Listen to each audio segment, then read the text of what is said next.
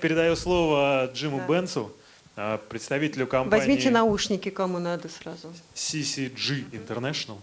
На самом деле, да, наушники у всех есть, да? Наушники у нас есть, наушники? Сзади вас стол с наушниками. Отлично. У тебя нет.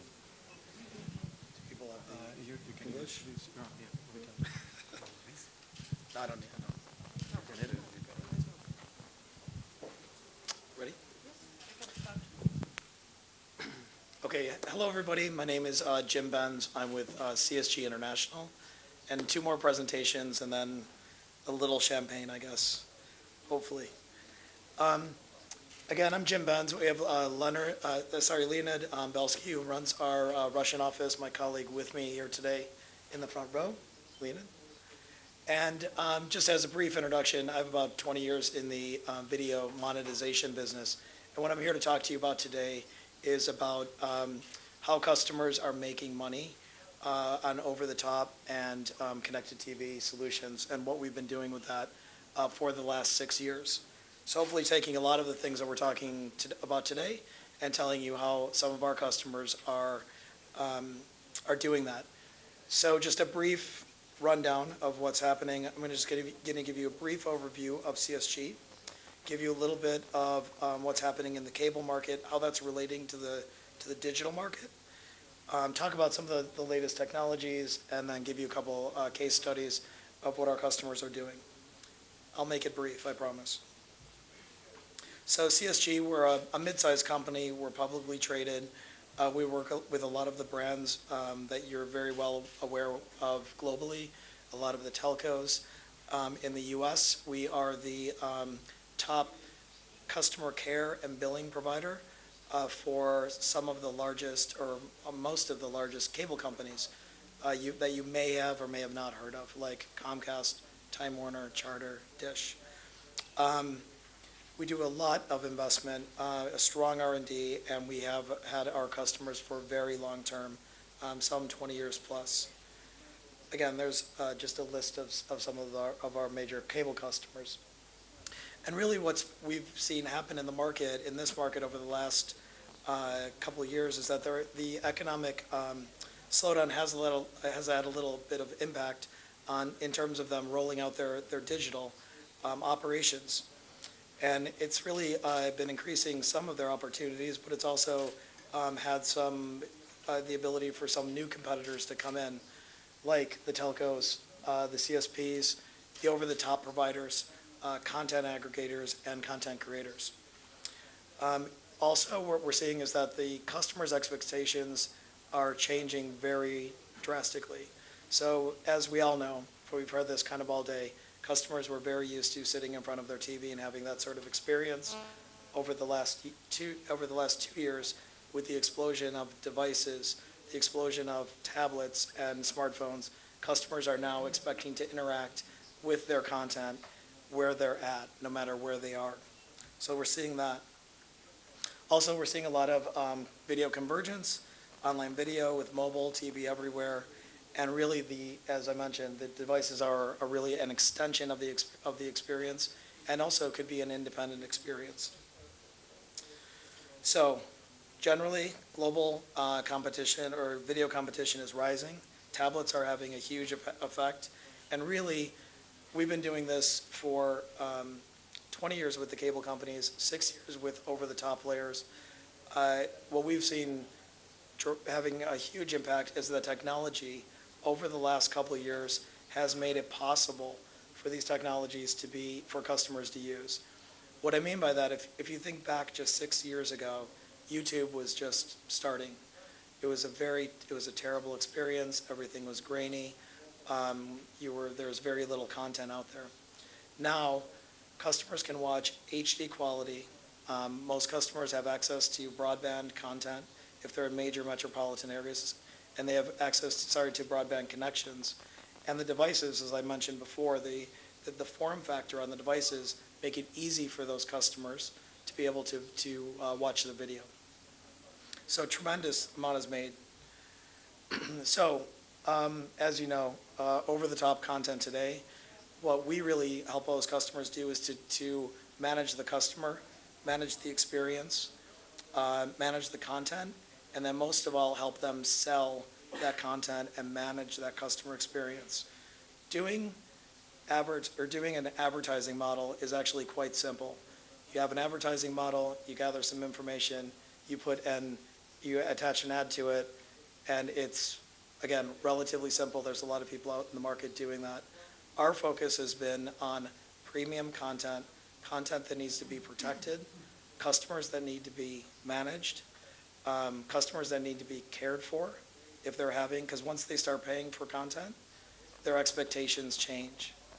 So kind of taking in the financial reports and everything that really wraps around how that experience and how you need to change your business once you actually start selling that content.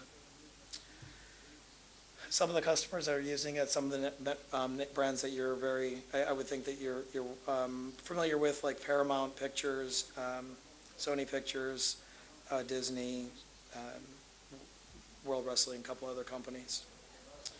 So really, again, what customers are looking to do also is not just if they're looking to sell video, it could be VOD, it could be live video, it could be games, it could be digital books.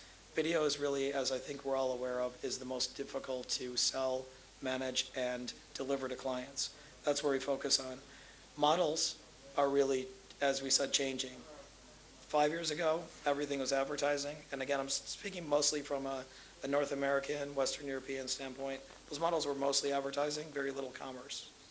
Now, what we've seen is that customers, because of the technology, because you can give a great experience, and because the content providers are making that content available, we can give them a great experience and charge them for it. So the ability to kind of blend those different models together with commerce, advertising, or merchandising, maybe adding a T-shirt with a live sporting event, or selling a customer a DVD with a video that they might download or watch online. Again, managed across all the different devices, and having the ability to have global support, multi-currency, and multi-taxing. Many of our customers they sell their content globally. So we're selling to customers in 226 different countries, many different languages, across all different types of devices, and they're managing it all through one experience or one solution. So again, just to give you a little bit of a picture of what we do, we manage the member or the customer, the content, the commerce, and the advertising. What we don't do is, or what I should say we partner with, is the asset prep, meaning encoding and transcoding, the DRM, the CDN, and then the global processors. We have templates available so you can get to all those customers very easily, but have a very customized experience. I'm going to go through this. I'm going to leave this slide for now, just in terms of, just to save a little time. But really, what the results that we see is that we moved really from broadcast video to create, seen our customers move from broadcast to create new revenue streams. We've created experiences so that they can sell their content even through social networks like Facebook. So we're integrated with Facebook credits. The customers can sell their content there, can interact with their content there, rather than making their customers come to them. But they can control the whole experience. Make it available across different devices. Key, making sure that it's protected, or else your content providers will not want to work with you, and then be able to deliver that all in a high quality HD experience. So again, some of our customers just choose us for fast to market. There's low capex. We provide it as software as a service, so you don't have to do investment in hardware or software, and really just make it very easy for you. So just to give you a couple of customer and case studies around that, Paramount Pictures just launched their ultraviolet video store, and basically we're doing everything for them for that. So when customers want to browse the content, have recommendations, sell their content, manage their customer, go multi-device, that's us in back of them. Sony Pictures, same thing. was an interesting case study. I was just speaking to somebody during one of the breaks, and they said that they were going to do just a paywall and have all their customers pay one price and have access to all of the content.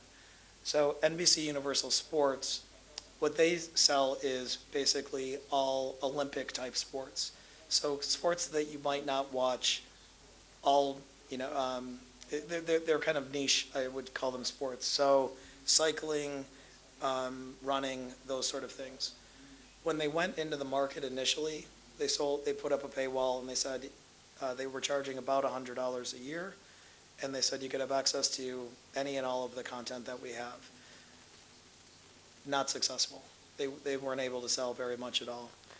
What we help them do is to kind of break apart their content and sell it sell a live event as a one-off, to package content together, to upsell content. So if somebody might be ordering the Tour de France, we might ask them if they wanted to buy a subscription to the cycling. So again, this is really a marketing machine that allows customers to sell content, and really how it changed everything for them is it made them profitable and successful. This was a social networking example. Again, if you picture what Paramount Pictures looked like on the front page, this was something they launched in the summer. This is another one of our social network templates. What they did was they just decided to promote one movie and then try to sell additional movies, some of their older movies on top of it. So they were promoting this movie that came out in the summer. But when customers would go in to watch the preview, they would try to sell them some of their old movies from the catalog, Jackass 1 and Jackass 2. So was integrated with Facebook credits. They had 13 million fans of Jackass that they could market it to very easily, that were following them already. And again, just made it a different way for their customers to buy content, that they didn't have to go to them, they could go to their customers, where their customers are. This is just another a customer that is one of the hottest online gaming companies in Silicon Valley, doing digital games. Again, just a different look and feel, a different front end that they created. So they wrote to our web services. They're not using one of our templates. They're selling their games via that. So really what we're here to say, I mean, there seems to be a lot of interest in this market. Leanne has been working very diligently in this market, and we're here to say that we've got an office and staff in Russia. We have expanding our customer teams, and the content and the product we actually have localized into Russian. So I don't have Alex could give you a full demo, but I just want to give you a couple screens of what a templated experience might look like.